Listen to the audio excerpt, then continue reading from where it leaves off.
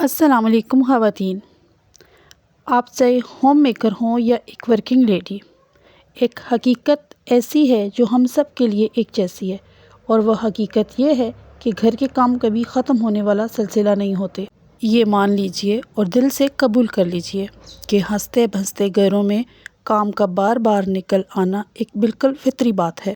گھر کے چھوٹے سے چھوٹے کام اور بڑے سے بڑے کام اصل میں ہمیں ذہنی اور جسمانی طور پر تیار کرنے کا ذریعہ ہوتے ہیں۔ جب آپ کا مائنڈ اور آپ کی باڈی یہ حقیقت قبول کر لیتی ہے کہ یہ کام ہونے ہی ہیں، تو تھکن، سستی اور بیزاری خود بخود کم ہونے لگتی ہے۔ پھر ہم یہ سیکھتے ہیں کہ کام کیسے ختم کرنے ہیں، یہ نہیں سوچتے کہ یہ کب ختم ہوں گے، کیونکہ گھر ایک مشین کی طرح چلتا ہے۔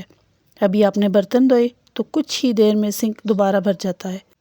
صبح صفائی کی تو شام تک پھر سے ضرورت پڑ جاتی ہے۔ خاص طور پر بچوں والے گھروں میں یہ روٹین بار بار دہرانا پڑتی ہے۔ روز کے کپڑے تو بنتے ہی رہتے ہیں۔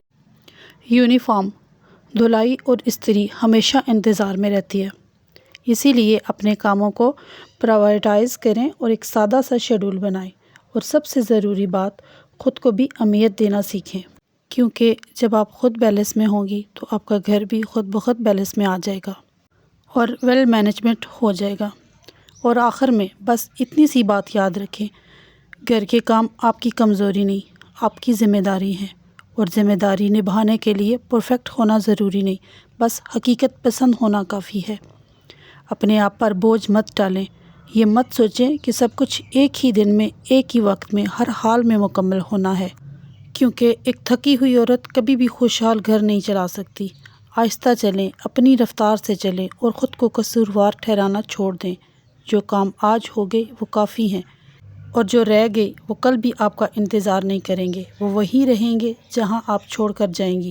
اس لیے خود کو بھی اتنی ہی اہمیت دیں جتنی آپ اپنے گھر کو دیتی ہیں، کیونکہ جب عورت خود مضبوط ہوتی ہے تو گھر خود بخود سنبھل جاتا ہے۔ اللہ آپ کو بھی اور آپ کے گھر کو بھی سکون، برکت اور توازن عطا فرمائے، آمین۔ اگر یہ باتیں آپ کے دل کو لگی ہوں تو ویڈیو کو لائک کریں، شیئر کریں اور کمنٹ میں بتائیں کہ آپ کے لیے سب سے مشکل کام کون سا ہوتا ہے۔ ملتے ہیں اگلی ویڈیو میں ایک اور سچی بات کے ساتھ۔ تب تک اپنا اور اپنے دل کا خیال رکھیں۔ اللہ حافظ۔